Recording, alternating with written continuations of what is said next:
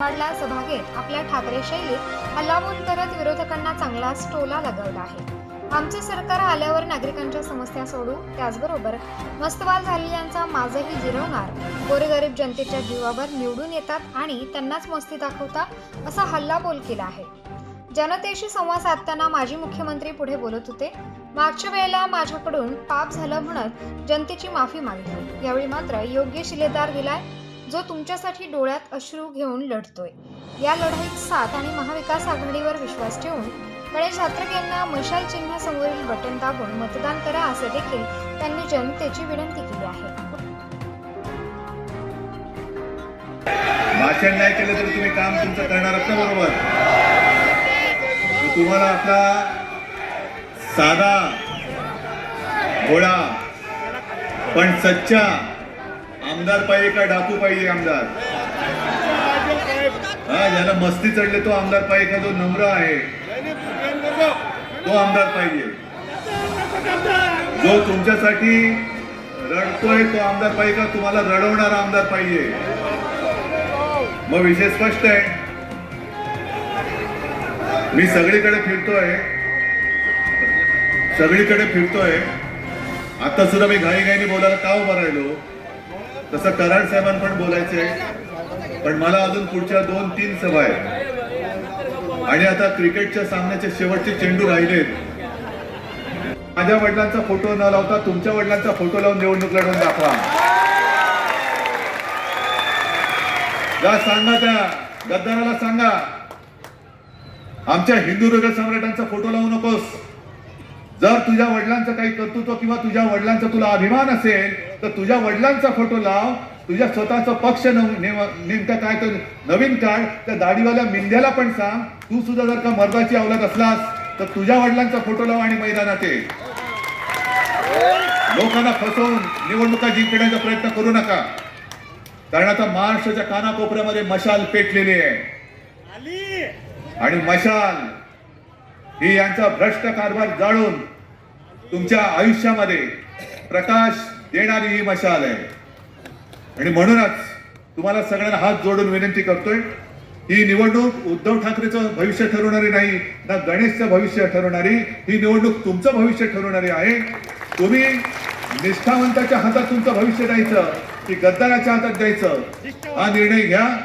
आणि मला खात्री आहे की या मतदारसंघात सगळेजण जे तुम्ही आलेला आहात मशाल आणि मशालीलाच, नाही ते तुम्ही पाणी प्रश्नामध्ये जे काय सोडवले ते त्यांना माहिती आहे, पण आपल्या निष्ठेची मशाल पेटून गद्दारीचा, गुंडांचा आणि भ्रष्टांचा कारभार जाळून भस्म केल्याशिवाय राहणार नाही, हीच एक आशा नव्हे खात्री बाळगतो आणि आपली रजा घेतो।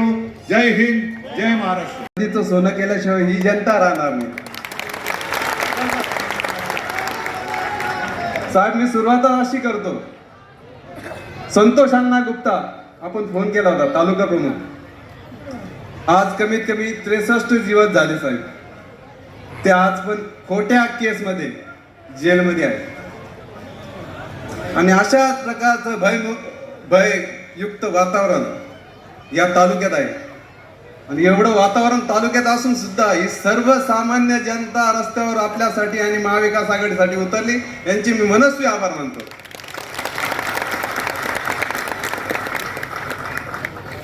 साहेब, आपल्याकडे कदाचित नेते इथे आता खूप खरेदी विक्री संघ चालू झालेला आहे। खरेदी विक्री संघाचा बाजार एवढा मोठ्या प्रमाणात चालू आहे, त्याच्यामुळे नेते घाबरले असतील, भयभीत असतील, काही असतील, पण त्यांचे कार्यकर्ते हे महाविकास आघाडी बरोबर आहे, जनता आपल्या बरोबर आहे।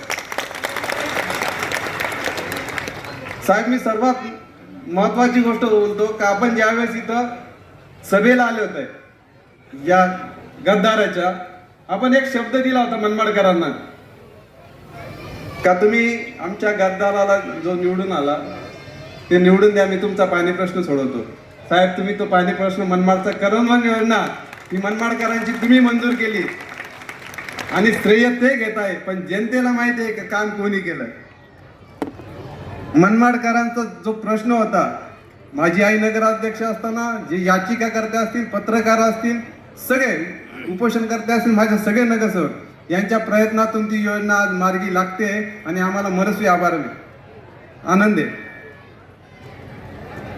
साहेब, या शहरामध्ये मी 25 वर्षापासून राजकारणात आहे.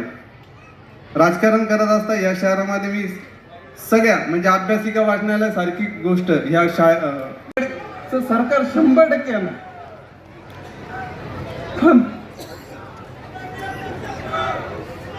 पण माझा तालुका हा दुष्काळी आहे साहेब, वारंवार दुष्काळी आहे. तर माझी विनंती राहणार आहे, या तालुक्यातला दुष्काळ हा 100% दूर झाला पाहिजे.